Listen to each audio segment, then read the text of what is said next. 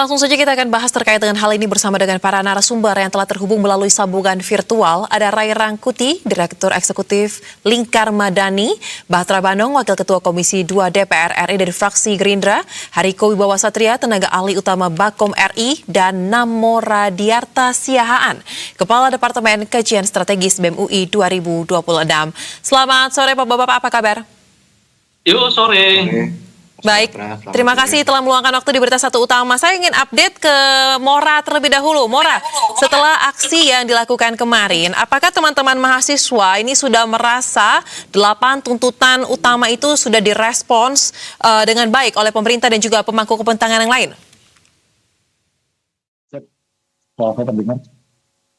Baik, apakah sekarang sudah bisa mendengar lebih jelas audio dari studio, Mora? Jelas, apakah suara saya terdengar? Baik, saya bisa mendengar dengan jelas, silahkan. Sebelum saya mulai, mungkin saya ingin apresiasi dulu dan terima kasih kepada kawan-kawan yang sudah turun langsung ke dalam daerah bencana di Flores. Kita di sini bersama-sama sebagai rakyat Indonesia, itu harus saling tolong-menolong. Terima kasih banyak kepada Nakes dan semua volunteer seperti. Mungkin masuk ke dalam pertanyaannya. Pertama, apakah tuntutan itu sudah didengar atau direspon? Bagaimana disampaikan sudah didengar sedikit? Aksi kami sudah awal berdasarkan dari surat berita aksi yang diberikan oleh Majelis Tinggi itu harusnya pelaksanaan di beberapa sisi berdasarkan apabila kita menilai dari landasan yuridis tidak ada satu pun.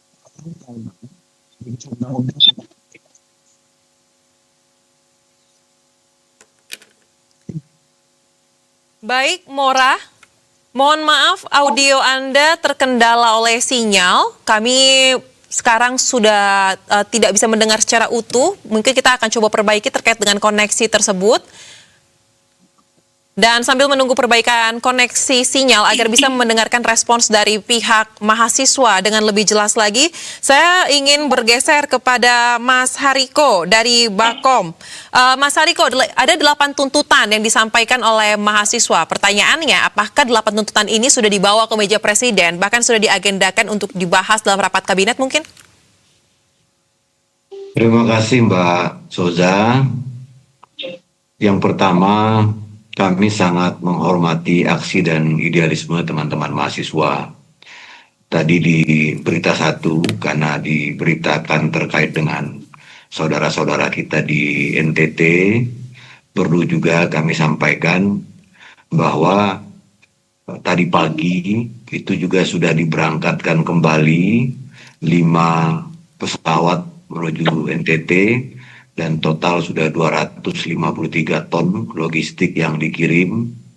Jadi kita ini satu tubuh, kalau tangan kita sakit, ya nggak bisa, mata kita terpejam. Jadi duka yang dialami oleh saudara-saudara kita di NTT adalah duka kita bersama. Dan perlu kami sampaikan, kalau ada daerah atau dimanapun yang belum mendapatkan bantuan, jangan ragu sedikit pun untuk melaporkan, terutama di call center yang memang aktif 24 jam. Jadi kalau ada korban yang belum dievakuasi, hubungi ke 115. Kemudian kalau ada korban yang belum diobati, belum diangkut, hubungi ke 119. Itu ada ambulannya. Kemudian layanan darurat umum itu di 112. Kemudian untuk kebutuhan logistik, belum mendapatkan bantuan, itu bisa ke 117 di nomor call centernya BNPB. Itu yang pertama yang kami sampaikan.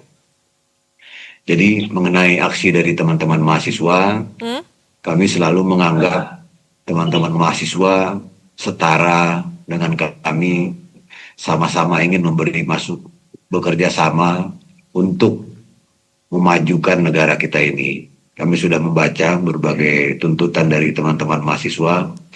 Ini bagus banget sebagai pengingat bagi pemerintah menghentikan penjajahan negara atas rakyat sendiri. Baik. Saya tidak akan komentari diksinya, meskipun diksi ini keras, tapi kami menganggap ini sebagai pengingat yang bagus.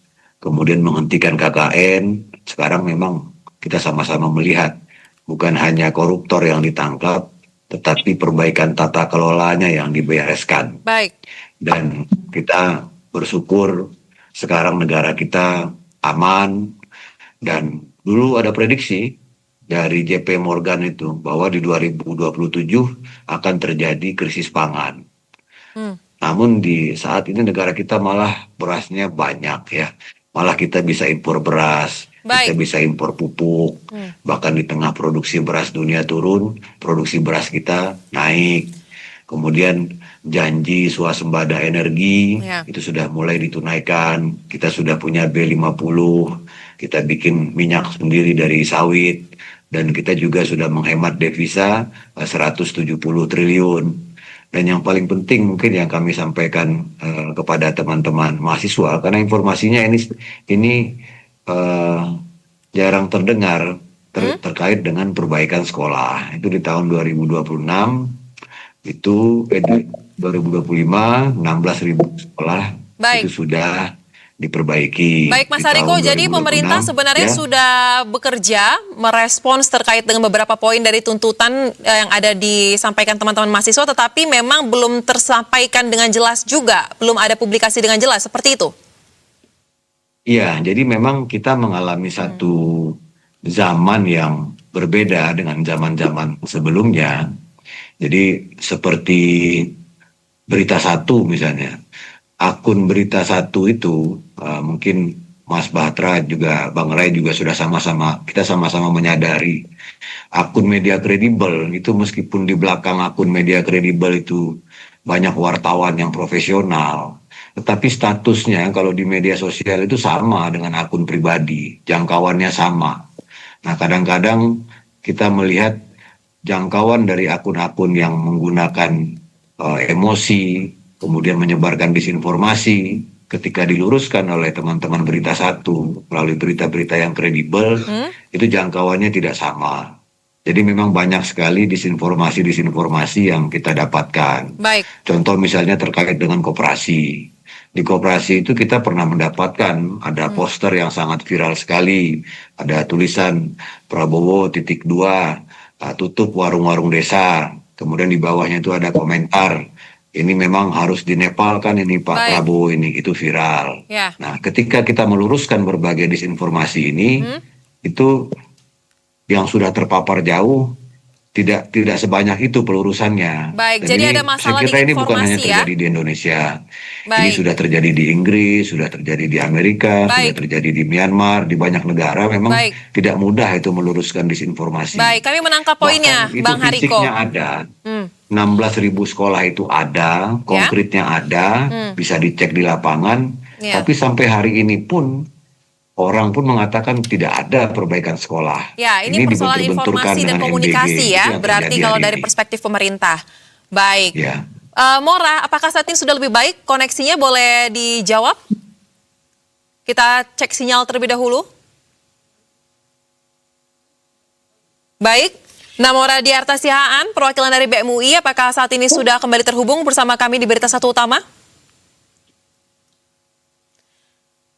Baik, sepertinya masih belum terselesaikan pemirsa terkait dengan koneksi sinyal yang terjadi di awal dialog. Saya ingin ke Bang Ray dulu deh. Bang Ray, tadi sudah menyimak ya tentunya bahwa pemerintah mengaku dan juga mengklaim sudah bekerja. Bahkan beberapa poin yang disampaikan oleh pemerintah, oleh pihak mahasiswa maksudnya ini sudah mulai dikerjakan di belakang layar, tapi memang hasilnya belum sampai. Anda melihat sebenarnya persoalan di mana? Kalau memang sudah bekerja, tapi mengapa mahasiswa masih juga turun ke jalan? Silakan. Iya, pertanyaannya memang kenapa semua capaian-capaian pemerintah itu seperti tidak dirasakan oleh publik. Dan bukan hanya mahasiswa loh ya. Kalau kita lihat misalnya hasil survei SMRC, ya penurunan tingkat kepuasan masyarakat terhadap pemerintah yang sekarang ini sudah poin gitu ya. Nah, kalau kita mau baca survei yang lain, misalnya IPO ya sekalipun menyebut di angka 6, itu juga turun sekitar 10 poin gitu. Artinya agak merata nih persoalan yang dialami oleh masyarakat terkait dengan tingkat kepuasan terhadap pemerintahan yang sekarang gitu. Nah, jadi pertanyaannya apakah memang benar-benar ada kesuksesan itu atau memang tidak ada sebetulnya yang dirasakan oleh masyarakat tentang apa yang diklaim sebagai sukses itu. Sehingga sukses itu ya tentu itu ukuran pemerintah dan ukuran publik secara umum gitu.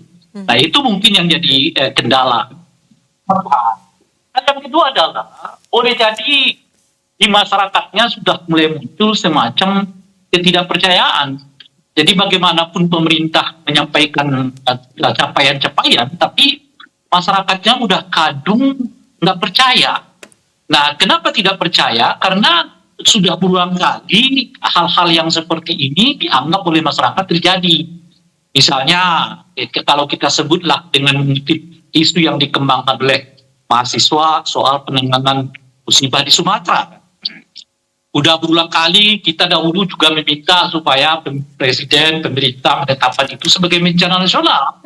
Tapi nggak dilakukan gitu ya. Baik. Lalu muncullah pernyataan bahwa 80% listrik sudah nyala, kenyataannya tidak. Ya. Bahwa sekian persen daerah-daerah sudah dapat ditangani, kenyataannya tidak gitu.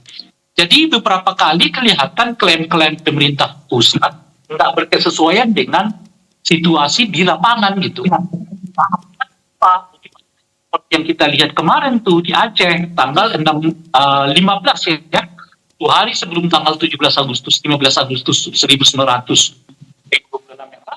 terjadi keributan, terjadi kericuhan yang dipicu oleh ketidakpuasan itu tadi. Baik. Jadi kalau benar-benar prestasi itu ada atau peningkatan itu ada, saya kira berbagai persoalan yang kita lihat seperti yang terjadi 2 hari sebelum Agustus gitu atau 1 hari setelah Agustus di mana demonstrasi mahasiswa menyeruak kembali itu mungkin lebih bisa tertangani gitu. Nah sekarang ucapan dengan fakta-fakta di lapangan mungkin dirasakan oleh publik tidak sesuai, itu satu. Yang kedua, kalaupun mungkin ada masyarakatnya merasa bahwa itu kan prioritas yang diinginkan gitu ya. Atau yang ketiga, masyarakatnya udah kadung nggak percaya pada pemerintahan Pak Prabowo ini gitu. Baik, jadi Anda melihatnya bukan sekedar persoalan komunikasi dan informasi saja ya dari polemik ini uratnya? Ya, kan sudah lama kan sebenarnya pemerintah kita itu menarik kepercayaan publik dari diri mereka gitu. Sebagai contoh yang paling konkretnya misalnya soal janji pemerintah untuk reformasi polisi akibat berasal dari tuntutan demonstrasi Agustus 2025. Baik. Lalu apa yang terjadi? Ya kan, undang-undangnya diketok begitu aja tanpa melibatkan partisipasi publik. Nah, setelah dibaca undang-undang reformasi polisi itu ternyata sangat teknikal. Tidak ada satu prinsip-prinsip reformasi yang diharapkan muncul di tengah polisi, di tengah institusi polisi. Baik. Bahkan presiden nggak berani tuh mencopot Kapolri gitu. Padahal syarat utama yang disebut dengan reformasi itu adalah pencopotan Kapolri gitu loh kira-kira itu. Baik, jadi ada persoalan keseriusan dan komitmen juga sepertinya dalam hal ini ya. Nah, saya akan kembali. Alih-alih yang dicopot, alih-alih reformasi, malah presiden dengan bangganya menyebut akan memberi bintang kehormatan kepada Kapolri karena sukses menanam jagung. Bukan karena sukses menekan begal, bukan karena sukses memberantas illegal logging gitu loh. Baik, Bang Ray. Dikeluhkan oleh beliau pada tanggal 14 kemarin. Gitu Baik Bang Ray, kami menangkap poinnya. Tapi sebelum kita melanjutkan dialog, kita harus simak terlebih dahulu kumandang azan maghrib yang satu ini, kapan akan kembali pemirsa. Terima kasih pemirsa, Anda kembali bersama kami di Berita Satu Utama. Kita lanjutkan kembali dialog. Saya akan kembali menyapa Namora Diarta Sihaan. Mora, apakah sudah bergabung dan koneksi sinyal sudah lebih baik? Oke, apakah sudah terdengar? Baik, sudah bisa kami dengar. Mora, boleh ditanggapi. Tadi dari Bahkom ya, Mas Hariko mengatakan sebenarnya ini persoalan masalah komunikasi informasi, tetapi Bang Ray melihat tidak hanya soal informasi dan komunikasi saja, tetapi ada komitmen yang seperti juga menjadi persoalan. Nah, kalau teman-teman mahasiswa sebenarnya dalam menyampaikan aspirasi kemarin, apa yang menjadi faktor utama mengapa ada 8 tuntutan dan apakah kemarin sudah terjawab sebenarnya dari aksi itu? Oke, cek. Baik. Sebenarnya 2 hal. Pertama, kami merasa bahwa selalu ada tendensi dari pihak pemerintah untuk menggeser permasalahan yang struktural menuju ke permasalahan komunikasi. Ini terjadi selama aksi di tahun 2025. Ini terjadi pada aksi di tahun 2026 ketika bulan Juni kemarin, di mana tuntutan yang struktural terkait dengan program, kebijakan, dan juga ekonomi, itu pada akhirnya digeser menjadi permasalahan komunikasi saja. Permasalahannya ketika tuntutan itu digeser dan digeser menjadi permasalahan komunikasi saja, maka tidak ada tuntutan secara langsung kepada pemerintah untuk melakukan pembenahan struktural juga. Itu premis yang pertama. Baik. Untuk premis yang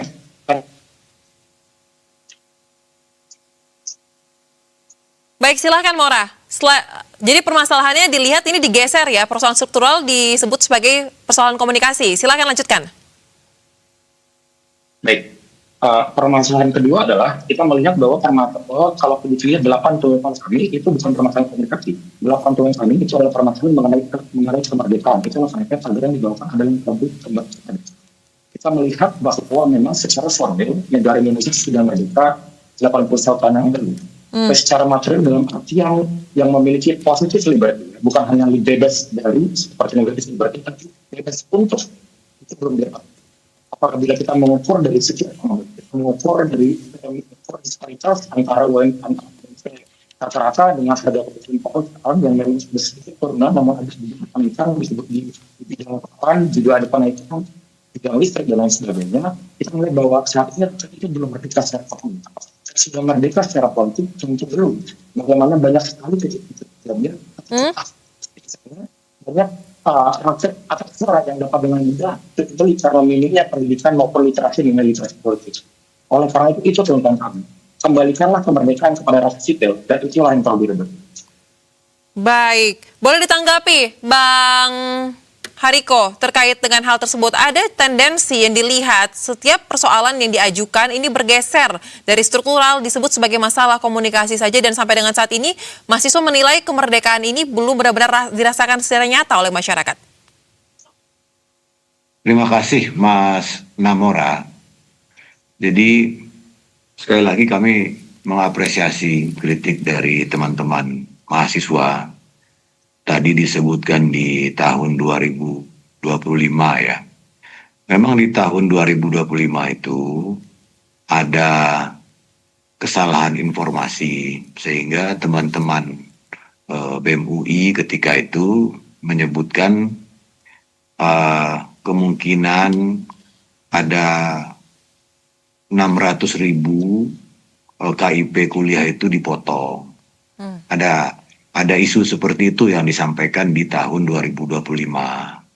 Dan itu jejak digitalnya itu bisa kita telusuri di Google terkait dengan 600.000 KIP kuliah itu. Silakan saja di googling 600.000 KIP kuliah BEM UI.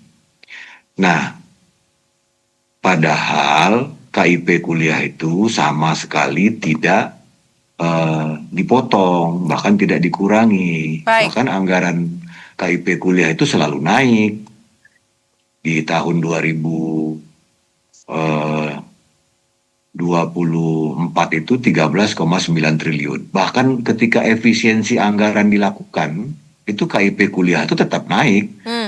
Tahun kemarin itu 14,9 triliun. Tahun sekarang 15,3 triliun. Itu contoh. Ada informasi yang kurang sinkron gitu loh. Kemudian kalau disebutkan pemerintah itu tidak menyelesaikan masalah struktural, justru seperti yang kami sampaikan tadi, Presiden tidak hanya meminta menangkap koruptor itu orang per orang, tetapi itu memperbaiki tata kelola. Baik. Nah, perbaikan tata kelola ini yang membuat terjadi seperti yang kita alami hari ini. Misalnya, apakah pernah ada dalam sejarah kita, misalnya 1074 BUMN, kemudian sekarang dikurangi menjadi 290 BUMN itu dipangkas. Itu sudah menghemat uang negara 50 triliun. Itu kan perbaikan struktural. Ya. Kemudian ekspor yang 34 tahun kita rugi 15 triliun lebih. Kemudian sekarang dijadikan satu pintu dikontrol, itu kan perbaikan struktural. Baik. Terkait perjalanan dinas, alat tulis kantor, kemudian dilatih semuanya untuk berlatih efisien, Oke. belum tata kelola minyak, tata kelola minyak sawit, itu kan perubahan-perubahan struktural yang mendasar. Ya. Nah, makanya memang kita ini, itu tadi yang saya bilang, kita memang harus sering membaca, kita dengarkan podcast dari teman-teman yang mengkritik pemerintah, dengarkan juga tayangan-tayangan seperti ini dari versi pemerintah, sehingga nanti ketemu tuh, kalau kita tuh sebetulnya bersaudara, kita satu tim, kita sebangsa setanah air, kita sama-sama ingin Indonesia ini maju gitu. Baik, kami menangkap poinnya. Boleh ditanggapi singkat, Mora, struktural juga sudah dikerjakan, seperti yang dikatakan Mas Hariko.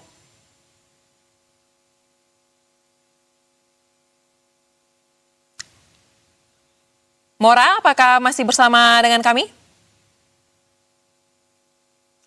Baik, pemirsa, lagi-lagi kami mengalami kendala komunikasi sepertinya terkait dengan koneksi sinyal yang cukup sulit kita rasakan ya sepanjang dialog ini. Tidak apa, saya langsung ke Bang Batra. Bang Batra, sepertinya ada persoalan yang belum tuntas. Pemerintah mengklaim sudah bekerja, tetapi masyarakat masih turun ke jalan. Bang Ray menyebut sepertinya capaian-capaian yang disebut oleh pemerintah ini tidak dirasakan oleh masyarakat, bahkan muncul gelombang distrust atas klaim pemerintah tersebut. DPR, di mana posisinya saat ini ketika melihat sengkarut ini terus berlangsung? Yang pertama tentu saya ingin menyampaikan bahwa penyampaian pendapat, penyampaian aspirasi di muka umum itu sesuatu yang diperbolehkan, dan memang negara kita kan menganut sistem demokrasi, dan Pak Presiden tadi menyampaikan bahwa apakah itu kritikan, masukan, pandangan-pandangan, tentu pemerintah selalu memaknai bahwa itu adalah sesuatu yang bagus agar terus mengingatkan kepada pemerintah supaya program-program pemerintah yang sudah direncanakan, terutama program-program strategis pemerintahan Presiden Prabowo bisa lebih tepat sasaran dan kemanfaatannya bisa dirasakan oleh seluruh lapisan masyarakat. Berkenaan dengan apa yang menjadi tuntutan teman-teman atau kawan-kawan mahasiswa, saya pikir itu sejalan apa yang sedang dikerjakan oleh Presiden Prabowo, misalnya bagaimana soal kolusi, terus kemudian nepotisme, korupsi, yang kalau kita lihat bahwa semenjak Pak Presiden Prabowo memimpin banyak sekali berkenaan dengan penegakan hukum kita saksikan sendiri ya, dibenahi secara bertahap, terus kemudian Pak Prabowo saya pikir tidak pandang bulu, mau orang jauh, mau orang dekat, selama itu melakukan pelanggaran maka tentu akan ditindak oleh para penegak hukum kita. Yang kedua berkenaan dengan apa yang menjadi aspirasi teman-teman, saya lihat juga ada terkait soal tuntutan bagaimana reforma agraria. Kami di Komisi 2 terus memperjuangkan itu, dan alhamdulillah itu juga yang kami dorong bersama pemerintah agar bagaimana reforma agraria ini bisa berkeadilan, terutama kepada rakyat atau masyarakat yang paling bawah. Terus kemudian tuntutan yang lain ya soal misalnya kalau kita lihat kemarin bahwa hubungan daerah dan pusat, tentu pemerintah pusat baru saja mengucurkan ya kurang lebih 18,9 triliun untuk kemudian membantu teman-teman daerah, terutama daerah-daerah yang mengalami taruhlah dikatakan bahwa fiskalnya yang cukup lemah agar bisa menggaji pegawai, baik itu P3K begitupun P3K yang penuh waktu dan paruh waktu. Dan kalau kita lihat kemarin pimpinan DPR bersama pemerintah melalui Kementerian Sekretaris Negara, terus kemudian Menpan RB,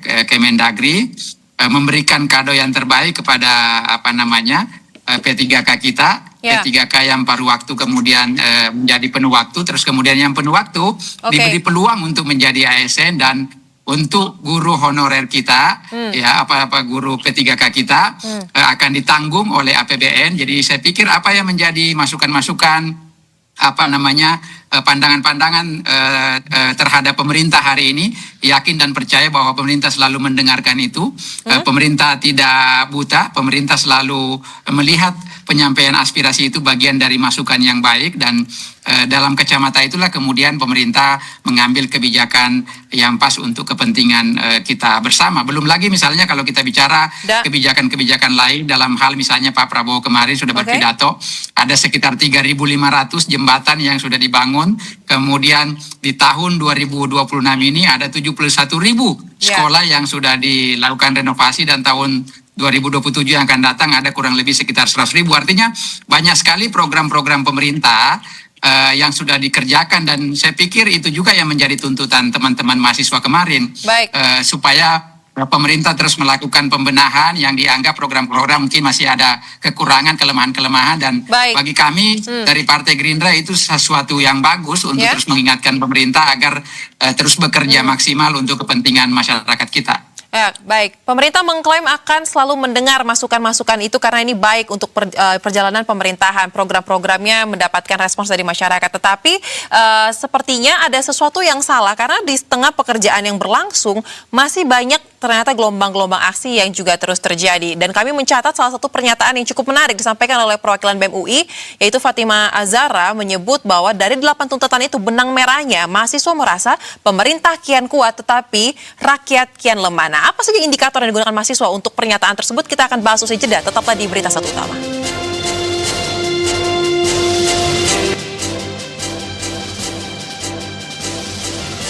Terima kasih pemirsa, Anda kembali bersama kami di Berita Satu Utama. Kita lanjutkan dialog. Saya ingin kembali ke Mora, perwakilan dari BEM UI. Mora, tadi kita sudah simak ya tanggapan dari pihak Bakom, kemudian dari DPR, Bang Batra Banong, fraksi Gerindra, dan juga dari pengamat politik Bang Ray Rangkuti. Nah, kemudian jika memang pemerintah menyatakan, menegaskan bahwa setiap kritik ini didengar, masukan ini didengar, mengapa sampai dengan saat ini sepertinya masyarakat khususnya mungkin yang diwakili oleh mahasiswa merasa belum puas sehingga masih turun ke jalan? Dan juga kami pertegas kembali, tadi kami menyampaikan di awal sebelum kita jeda ya, Fatima Azara menyebut mahasiswa melihat saat ini kondisinya negara kian kuat tetapi rakyat di posisi sebaliknya kian melemah. Apa menjadi indikator dari teman-teman mahasiswa menyampaikan statement yang cukup keras ini? 3 hal sebenarnya, Mbak. Pertama adalah terkait dengan kemerdekaan ekonomi. Kedua adalah terkait dengan kemerdekaan dan kebebasan sipil. Ketiga ada terkait dengan otonomi daerah. Mungkin saya mulai dari otonomi daerah terlebih dahulu. Tadi cukup menarik ketika dibahas hal tentang kebijakan-kebijakan yang sifatnya konkret dan berlaku satu kali yang dibawa oleh Mas Batra terkait dengan pemberian sejumlah uang kepada guru P3K dan lain sebagainya, itu bagus. Tapi itu tidak menyelesaikan permasalahan struktural. Permasalahan struktural itu tetap ada pada pemotongan TKD yang di dalam postur APBN 2026 itu menurun sebesar 24,7% dan kembali menurun dan nampaknya akan kembali menurun di tahun 2027. Kedua adalah terkait dengan pemotongan dana desa sebesar 56% untuk operasional KDMP. Dari dua indikator ini membuktikan bahwa sebenarnya baik daerah maupun desa itu tidak memiliki yang namanya kebebasan ataupun kemerdekaan. Kalau gitu apa bedanya zaman sekarang dengan zaman kolonial Hindia Belanda? Ketika keuntungan daerah diraup terus-menerus dan kemudian dibawa lari ke negeri orang, atau ke dalam kasus ini hanya kepada program-program populer dari pemerintah pusat. Kedua, terkait dengan kebebasan sipil. Hingga saat ini kami masih menilai berdasarkan dari, dan itu juga selaras ya dengan tuntutan nomor 8 kami, bahwa tingkat represivitas dari aparat TNI Polri itu sampai sekarang itu masih tinggi, ya kan? Namun di sisi lain, ketika kita juga melihat adanya fenomena masuknya aparat negara tersebut ke dalam ruang-ruang sipil, sebagaimana banyaknya jabatan-jabatan sipil, jabatan-jabatan komisaris yang diduduki oleh antara pejabat aktif atau pejabat purnawirawan. Dan ketiga, terkait dengan kemerdekaan ekonomi, hingga saat ini data-data yang kami himpun yang mulai dari terkait dengan sandang, pangan, dan juga papan itu masih menunjukkan bahwa rakyat Indonesia itu masih kesulitan ya. Ketika kita ukur dan kita komparasi dengan daya beli dari masing-masing daya beli rata-rata di masyarakat untuk bisa hidup dengan tataran yang layak. Ini terlepas dari pengolahan data dari BPS yang kerap kali menetapkan angka kemiskinan itu di tingkat yang terlalu rendah. Itu namanya teknik pencucian data sebenarnya. Jadi berdasarkan dari 3 indikator tersebut kita melihat bahwa saat ini sipil itu semakin diperkecil, semakin diperlemah, dan itu terlihat kembali secara konkret ketika aksi kami kemarin, di mana tanpa dasar hukum apapun, hanya dasar hukum diskresi dari pimpinan, kami dilarang untuk melaksanakan bebas berpendapat. Itu aja. Baik, 3 poin yang sangat tegas ya. Boleh ditanggapi Bang Batra, mungkin mulai dari terkait dengan kemerdekaan daerah, karena Anda kan di Komisi 2 DPR ya. Mahasiswa menilai pemotongan dana desa untuk mendukung program KDMP ini apa bedanya dengan zaman kolonial kalau memang seperti itu? Silakan, Bang Batra. Sebetulnya kalau kita lihat ya bahwa di era Pak Prabowo ini kan didorong agar bagaimana pemberlakuan efisiensi ini tentu tujuannya dalam rangka agar setiap penggunaan uang negara betul-betul tepat sasaran. Dan kalau kita lihat Mbak di daerah selama ini banyak sekali setelah dilakukan misalnya efisiensi di daerah ini banyak sekali yang bisa dihemat karena selama ini kan begini ya. Mohon maaf dalam penyusunan ya program kerja OPD di daerah itu banyak sekali inefisiensi yang terjadi. Nah inilah yang didorong oleh Pak Prabowo agar penggunaan anggaran itu bisa tepat sasaran. Misalnya apa? Selama ini kan yang kita lihat program-program yang tidak bersentuhan langsung dengan masyarakat, program-program yang sifatnya misalnya kategorinya tidak diperuntukkan untuk kepentingan infrastruktur, itulah yang kemudian dilakukan efisiensi agar bisa lebih tepat sasaran. Misalnya perjalanan dinas yang selama ini banyak sekali. Terus kemudian pembelian ATK sementara di suatu sisi bahwa kita kan sudah masuk ke situasi di mana bahwa teknologi itu dilibatkan dalam setiap kegiatan-kegiatan, jadi tidak perlu lagi membeli ATK. Dan selama ini daerah banyak sekali melakukan penghematan walaupun memang ada beberapa daerah ya yang fiskalnya sangat lemah. Kalau kita lihat ya dari jumlah sekian ratus daerah itu 546 daerah itu kita lihat memang sedikit sekali yang punya kemampuan fiskal yang bisa secara mandiri. Dan bahkan kalau kita lihat hampir sekitar 85% itu kategori fiskalnya sangat lemah. Tetapi kita di Komisi 2 bersama pemerintah terus mendorong agar ketergantungan pemerintah daerah ini dari pusat yang selama ini ya hampir kalau di rata-rata kurang lebih sekitar 70-85% ketergantungannya, baik itu berupa dana transfer, begitupun dana bagi hasil. Nah, daerah-daerah yang kategorinya lemah, inilah yang dibantu oleh pemerintah. Contoh kasus misalnya saya sampaikan tadi di awal, bahwa pemerintah juga tidak buta dengan apa yang menjadi aspirasi. Akhirnya pemerintah pusat memberikan bantuan kurang lebih 18,9 triliun diperuntukkan untuk daerah untuk membayar gaji P3K, begitupun karena kalau kita lihat Mbak ya di daerah itu kan memang aturannya kan diperuntukkan 30% untuk menggaji pegawai. Tetapi yang terjadi selama ini beban daerah itu sangat sedikit sekali daerah yang misalnya hanya 30%, bahkan ada kategori yang 50%, 60% hanya untuk menggaji pegawai toh. Nah inilah yang tapi kan memang kemampuan tiap daerah berbeda, Bang Bahtra. Tidak setiap daerah memiliki kemampuan fiskal yang cukup kuat. Iya, kemampuan fiskalnya berbeda setiap daerah, maka dari itu kita juga mendorong agar para kepala daerah kita melakukan inovasi-inovasi sehingga jangan melulu misalnya begini Mbak, wah karena udahlah kita nggak usah berinovasi lah, ya sudahlah kita nggak usah melakukan kreasi-kreasi agar mendapatkan hasil atau nilai tambah dari program-program lain untuk peningkatan PAD. Misalnya saya ambil contoh ya, kita bicara BUMD, banyak sekali BUMD di daerah itu yang produktif, tetapi kita jarang untuk mengembangkan BUMD itu. Tetapi tidak jarang juga misalnya Mbak, daerah-daerah kan jumlah total BUMD kita kan ada 1.000 lebih. Ya baik. Tidak jarang juga BUMD di daerah yang setiap tahun diberi PMD, tetapi merugi terus. Disubsidi oleh pemerintah daerah melalui APBD, namanya PMD, disubsidi 10 miliar, 100 miliar, tetapi keuntungannya hanya 100 juta, 50 juta, atau bahkan lebih banyak yang meruginya. Nah ini yang harus kita selesaikan, ini yang harus kita tata. Daya paksa supaya ya, kalau BUMD-nya, supaya kalau BUMD-nya juga naik kelas, apalagi rata-rata saya lihat di beberapa daerah BUMD-nya bagus ya, itulah yang akan mendorong pendapatan asli daerah untuk kemudian bertambah.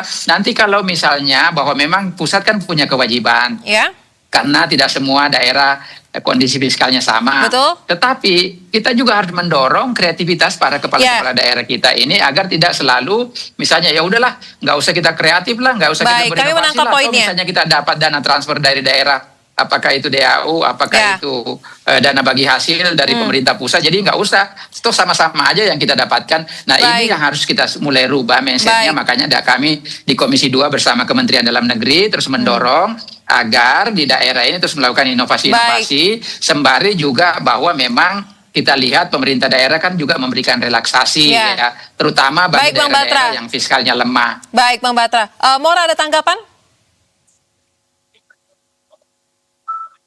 Baik, kami belum bisa menangkap jawaban dari Mora. Mora, apakah ada tanggapan terkait dengan apa yang dijelaskan tadi? Oke, saya bergeser saja kepada Bang Ray. Bang Ray, gimana nih Anda melihat politik anggaran pemerintah dengan melakukan pemilihan pos-pos yang diefisiensikan dan ada agenda lain juga untuk yang akan dibiayai, termasuk juga menciptakan daya dorong agar daerah-daerah memiliki kreativitas nih para pemimpinnya. Anda melihatnya seperti apa politik anggaran ini? Bang Ray, mohon maaf, kami belum mendengar audio Anda. Mohon dipastikan telah terbuka audionya. Oke. Saya mungkin nggak terlalu banyak masuk ke itulah ya, karena itu mungkin isu ekonomi lebih tepat nanti kalau hubungan pusat dan daerahnya itu nanti kita bicarakan setelah ini ya. Tapi yang menarik bagi saya itu adalah melihat Bung Hariko dengan Bung Patra gitu. Kalau kita misalnya tidak tahu status keduanya, kita mungkin akan mengatakan ini kayaknya dua-duanya perwakilan pemerintah ya gitu. Bunyi dari Hariko dan bunyi dari Patra itu apa bedanya? Sama aja. Padahal jabatan mereka jelas berbeda, posisi mereka jelas berbeda. Yang satu anggota DPR yang ngawasin pemerintah, yang satu adalah pemerintah yang melaksanakan. Mungkin mewakili fraksi Gerindra yang sama dengan Presiden. Bagaimana? Itu makanya, kan kalau jadi pertanyaannya lebih milih fraksi apa milih suara rakyat kan? Oke, lanjut. itu kalau saya kira tadi hampir 80%, saya nggak mendengar misalnya apa yang diresahkan oleh kawan-kawan mahasiswa itu didorong sedemikian kuat oleh anggota DPR. Tapi anggota DPR selalu mengatakan, ayo kita dialog. Apa yang mau didialogkan? Karena belum dialog, kalian sudah berbicara soal sukses-sukses pemerintah kok gitu. Baik.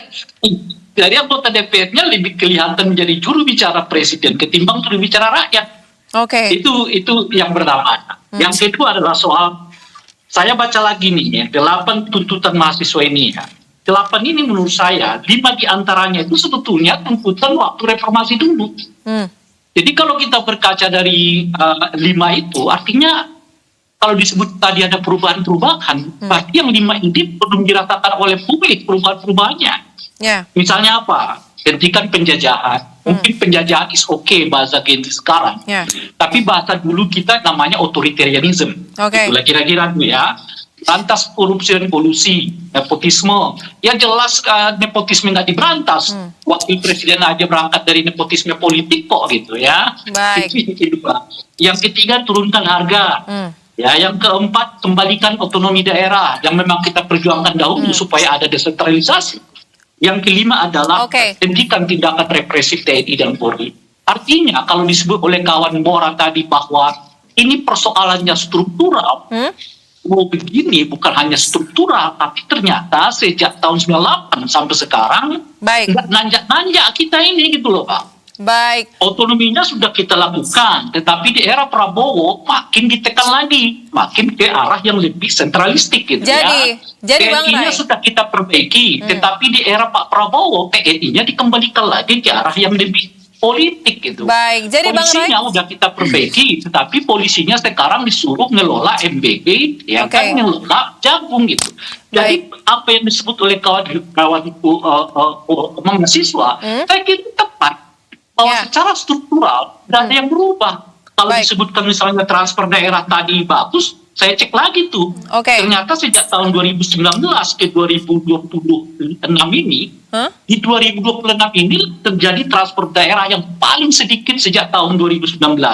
Mungkin sedikit saya bacakan ya. 2019 transfer daerahnya 812 triliun. 2020 762 triliun. Padahal itu era COVID ya. 2021 785 triliun. Sudah mulai membaik kita dari COVID. 2022 816 triliun. 2023 8,48 triliun, dan yang paling tinggi 2024 yang lalu 86,3 triliun, lalu menurun di eranya Pak Prabowo 849, dan tahun 2026 ini 357 triliun. Baik, turunnya jauh ya. setengah dari tahun 2024 pun tidak ada transfer daerah itu. Baik, jadi Bang Ray, dengan melihat kondisi per hari ini, bagaimana respons pemerintah dan juga DPR atas 8 tuntutan mahasiswa, Anda melihat sebenarnya gerakan aksi demonstrasi yang dilakukan secara tertib dan juga damai oleh teman-teman mahasiswa ini masih memiliki daya tawar politik nggak sih? Itu satu. Iya. Pertama begini, kenapa kemudian aksi jalanan ini masih jalan? Ya karena tadi kita udah mendengar kawan-kawan DPR lebih sibuk menjelaskan suksesnya pemerintah ketimbang menjelaskan, menyampaikan apa yang menjadi keresahan masyarakat. Nah, oleh karena itulah ya masyarakat harus menyampaikannya melalui jalanan. Dan ternyata memang pada tingkat tertentu lumayan efektif, ya kan? Oleh karena itulah, kalau sebetulnya oposisi di DPR-nya, jangan oposisi lah, kritisisme di DPR-nya itu jalan, saya kira juga aksi-aksi massa seperti yang terjadi sekarang ini nggak sampai sekarang. Harus kita ingat ya, ini aksi kedua di tahun 2026 ya. Bulan Juli kemarin mahasiswa harus menyebut 5 isu. Sekarang mereka udah menyebut 8 isu. Salah satu dari perkembangan isu Juli ke Agustus itu adalah soal reformasi polisi dan juga kembalikan TNI ke posisi profesionalnya. Baik Bang Ray, baik. Nah sekarang Mora apakah bisa mendengar saudara studio? Ya, bisa. Baik, Mora, langsung saja. Dengan aksi yang sudah bukan kali pertama dilakukan, dan tadi Bang Ray menegaskan bahwa sepertinya masih ada daya tawar politik dengan melakukan aksi turun ke jalan ini. Apa goals jangka pendek dan realistis dari teman-teman mahasiswa setelah kemarin aksi dilakukan, dan bagaimana ke depannya untuk memperjuangkan terkait dengan respons dari tuntutan ini benar-benar dilakukan oleh pemerintah? Goals jangka pendek itu perlu dilihat, dan itu selaras ya dengan titik aksi kami. Kami melihat bahwa fungsi utama ketika kita melaksanakan aksi di Bundaran HI adalah melaksanakan fungsi pencerdasan dan juga penyebaran awareness kepada masyarakat sipil. Harapan kami adalah sesuai dengan janji kami, ketika tuntutan itu tidak kunjung dipenuhi, maka kami akan kembali dengan berlipat karena kami akan kembali lebih ramai lagi hingga akhirnya nanti kami dapat menduduki Bundaran HI. Tapi fungsi yang lebih besar daripada itu adalah bagaimana pada akhirnya tuntutan tersebut itu dapat terlaksana, dan kita melihat kalau misalnya teman-teman melihat ada tuntutan yang berulang kan, ada tuntutan MBG, ada tuntutan Kobres, ada tuntutan BBM, itu membuktikan bahwa pasca 1,5 bulan dari aksi kemarin, pemerintah itu tidak kunjung juga mendengarkan apa yang diinginkan oleh rakyat. Itu. Baik, apakah ada tenggat waktunya untuk sampai kapan akhirnya indikator ini kita akan turun kembali gitu? Untuk tenggat waktu saya rasa tidak perlu. Karena dengan aksi kemarin kami kan sudah memenuhi janji kami, dan itu akan terus-menerus berlangsung bukan hanya di Jakarta, tapi juga di seluruh daerah di Indonesia. Dan itu sebenarnya lebih nyata di daerah-daerah. Kalau misalnya dilihat bagaimana ada aksi-aksi di Aceh, ada aksi-aksi di daerah Kalimantan dan lain sebagainya, karena daerah yang makin terpuruk sebenarnya dengan kondisi saat ini. Gitu. Jadi bersiap-siaplah. Baik, langsung saja Mas Hariko, jika memang pemerintah mempersilahkan semua pihak untuk menyampaikan kritik ataupun masukan termasuk dari mahasiswa, jadi ruang realnya, ruang kolaborasi seperti apa yang disediakan oleh pemerintah, dan bagaimana nih dengan 8 tuntutan mahasiswa yang sudah disuarakan ini? Silakan. Ya, pemerintah sekali lagi sangat terbuka terhadap kritik ya, dan ruang-ruang kritik lewat podcast, lewat media sosial, demonstrasi, bahkan sudah menggunakan kalimat-kalimat yang keras, itu bebas. Di negara kita sangat bebas, tidak ada yang ditutup. Apa yang mau disampaikan oleh mahasiswa silahkan gitu. Dan memang misalnya seperti yang dijelaskan tadi, ini cara pandang kita tidak lagi helikopter view ya, maksudnya kita sudah melihatnya dari satelit view, bahwasanya kita ini satu bangsa, kita bersaing dengan bangsa-bangsa yang lainnya. Oleh karena itu kita harus menyiapkan sumber daya yang merata gitu. Jadi sekarang dari 514 kota kabupaten itu semuanya mendapatkan pelayanan dasar yang setara. Baik. Kalau misalnya CKG itu sekarang semuanya dapat untuk pertama kalinya dalam sejarah Tahun 2025 70 juta orang, sekarang 60 juta orang. Jadi tidak melihat daerah itu PAD-nya berapa, semuanya dapat. Kemudian 98 juta orang Indonesia itu ditanggung iuran kesehatannya oleh pemerintah. Baik. Kan kita juga bisa bertanya, misalnya, kan kita menyelesaikan masalah yang terjadi selama 81 tahun ini. Jadi 81 tahun ini masalahnya bukan sedikit, banyak. Misalnya, kita melihat ada sekolah, ada puskesmas yang belum diperbaiki selama 30 tahun sampai 50 tahun. Dan kami, misalnya dikatakan bahwa kemerdekaan itu belum dirasakan di ruang sekolah, kemerdekaan itu belum dirasakan di puskesmas, kami terima kritik itu. Baik. Itulah makanya diperbaiki 10.000 puskesmas hari ini gitu. Baik. Jadi tidak ada yang ditutup-tutupi, hanya misalnya kayak MBG misalnya. MBG itu yang kami hormati Mas Namora dan teman-teman mahasiswa. Di negara maju itu MBG itu siapapun perdana menterinya, siapapun presidennya itu tidak bisa diberhentikan, namanya program MBG. Makan di sekolah itu di negara-negara maju itu dianggap bagian dari perjuangan kepentingan nasional. Oke, baik. Karena MBG itu menentukan 20 tahun lagi bangsa ini akan punya daya saing atau tidak, atau produktivitas apa tidak. Jadi isunya adalah perbaikan, terus diperbaiki, terus diberikan kritik sehingga semakin sempurna. Baik. Mengapa di Spanyol itu sampai 120 tahun bisa berjalan MBG, di Jepang sampai 72 Hariko, tahun. kami menangkap poinnya. Karena sama-sama menyadari yang dibutuhkan perbaikan. Tapi sekali lagi kami sangat menghormati ya teman-teman mahasiswa atas kritiknya. Baik. Terima kasih Bang Hariko. Nah, terakhir dari DPR, kan DPR juga menjadi pihak yang dituntut untuk benar-benar melakukan fungsi pengawasannya nih. Bang Batra, bagaimana langkah konkret khususnya Komisi 2 ya? Karena kan dari 8 tuntutan itu ada juga yang menyasar mitra kerja Anda di Komisi 2. Silakan Bang Batra, apakah akan dilakukan rapat mungkin dalam waktu dekat untuk membahas terkait dengan tuntutan ini termasuknya? Bang Batra, mohon maaf kami belum bisa mendengar audio Anda, mohon dipastikan telah terbuka. Ya tentu ya, apa yang disampaikan oleh tadi teman-teman, terus ini senior saya juga ini, Bang Rey ini, menganggap bahwa DPR justru menjadi juru bicara pemerintah. Mohon saya mau luruskan sedikit.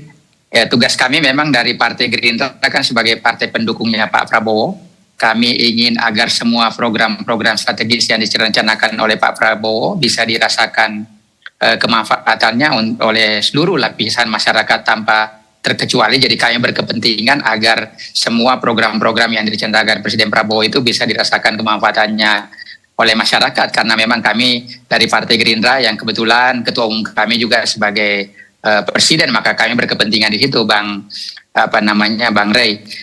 Tapi bukan berarti bahwa kami di DPR juga tidak kritis, bukan berarti kami juga di DPR tidak memberi masukan kepada pemerintah, terutama yang berkaitan dengan tentu mitra-mitra kerja kami sesuai dengan tugas pokok kami, yang misalnya saya berada di Komisi 2, kami selalu rapat dengan Kementerian Dalam Negeri agar bagaimana penataan birokrasi di daerah-daerah terkait dengan pelayanan publik dengan Kementerian Pan-RB yang selama ini dikeluhkan oleh masyarakat. Pak Prabowo sering menyampaikan bahwa kita ada semacam anekdot ya, bahwa kalau bisa diperlama kenapa mesti dipercepat, dan inilah yang dikeluhkan oleh Pak Presiden Prabowo. Maka dari itu selama beliau memimpin ini banyak sekali aturan-aturan, regulasi-regulasi yang berkenaan dengan birokrasi kita, terutama yang berkaitan dengan pelayanan publik dibenahi oleh beliau. Belum lagi kalau kita bisa bicara terkait dengan ini juga menjadi tuntutan mahasiswa, dan saya juga di Komisi 2 bermitra dengan Kementerian ATR BPN berkenaan dengan reforma agraria. Kalau kita lihat ya, mulai pengurusan tanah, Pak Menteri Pak Nusron sudah menyampaikan sekarang bisa lebih cepat, ada batas waktunya, dan yang paling penting adalah masyarakat mudah mengurus, ada kepastian waktu, ada ada kepastian waktu yang harus disampaikan kepada publik, sehingga masyarakat juga pada saat pengurusan mereka nggak bingung. Kita kalau misalnya persyaratannya harus dijelaskan ke mereka berapa lama waktu yang dibutuhkan, ketepatan waktunya. Nah ini semualah yang kita proses percepat untuk kemudian agar bagaimana pelayanan publik ini terhadap rakyat kita, terhadap masyarakat kita bisa Baik. lebih cepat, dan tentu ini yang menjadi harapan kita bersama semua agar apa yang menjadi keluhan-keluhan selama ini bisa diperbaiki dengan baik, bisa dibenahi, Baik. dan tentu itu juga yang menjadi harapan seluruh masyarakat kita. Baik, baik. Kita akan kawal bersama terkait dengan bagaimana langkah konkret dan juga komitmen pemerintah serius untuk menangani tidak hanya persoalan yang dimention, tetapi juga masalah struktural yang juga tersentuh. Sayang sekali waktu kita terbatas, kita akan lanjutkan di lain kesempatan. Terima kasih Bang Ray, Mora, Bang Batra, dan juga Mas Hariko. Salam sehat. Selamat kembali beraktivitas. Terima kasih Mbak. Terima kasih, Terima kasih Bang Ray, Mas Mora, Bang Batra, Hariko. Mas Mora.